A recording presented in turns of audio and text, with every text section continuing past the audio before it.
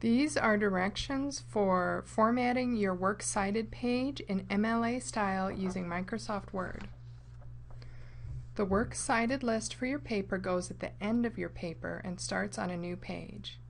If you haven't already, put your cursor before the Works Cited title, then click Insert Page Break.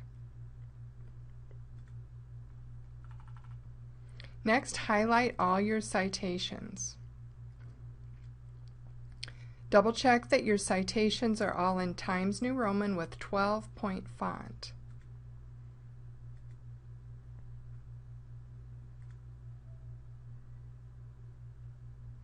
Next, click on the pop-out arrow for your paragraph settings.